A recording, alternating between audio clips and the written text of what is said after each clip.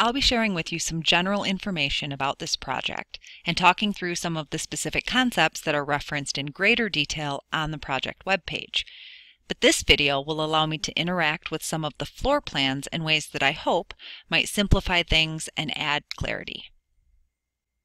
So, what are the most important things to know about this project?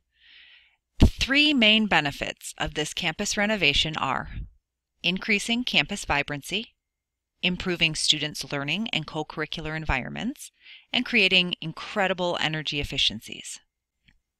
Because the resized campus will be 40,000 square feet smaller than its current size, the campus footprint will concentrate activities in more meaningful ways, and the new layout will adjust the overall traffic patterns inside the main building. Simply put, students will see more students when they are on campus, and they will have more and better student spaces in which to interact with one another in co-curricular pursuits. Outdoor gathering and learning areas will expand students' access to our beautiful campus grounds as well. That resizing will also allow the college to consolidate its HVAC and air handling systems. Currently, the college runs on multiple systems that require attention and repair.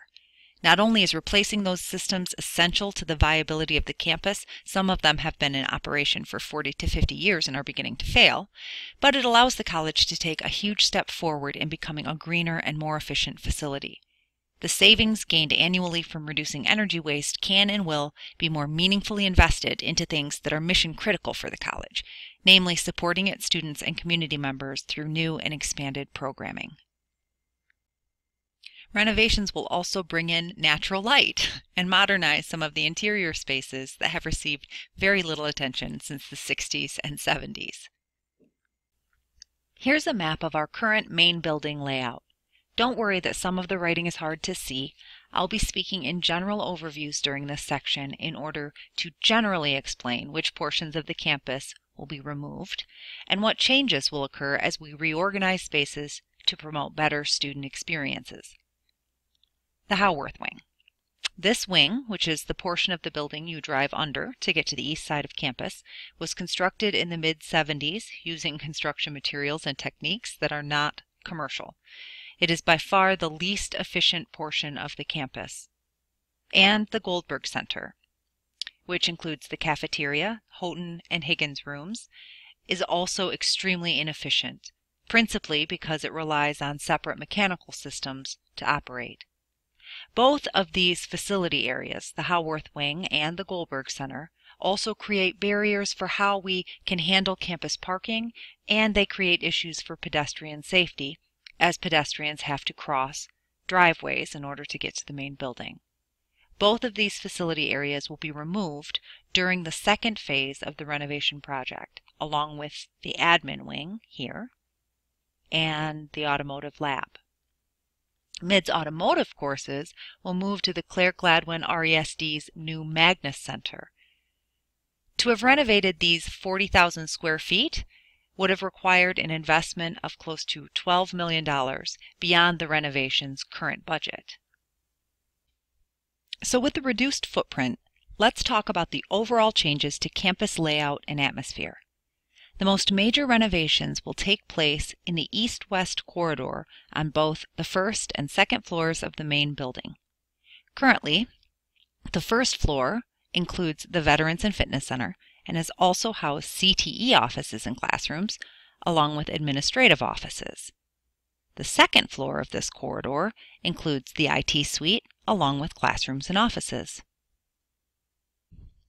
Here's how the renovation will organize our spaces into more cohesive service and learning zones. Student services will remain operating from the first floor Source Center, as will library and learning services, which will feature a glass wall instead of its current brick wall. This first floor concept rendering shows the new configuration. Student engagement, recreation, and co-curricular spaces will be consolidated into this area.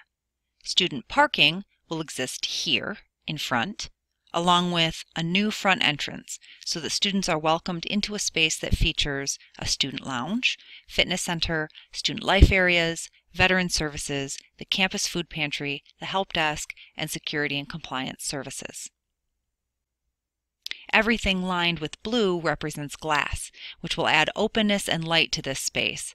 We hope that funneling more foot traffic through these areas increases students' awareness of co-curricular and academic support options at Mid, and that they have beautiful spaces in which to gather and study and connect.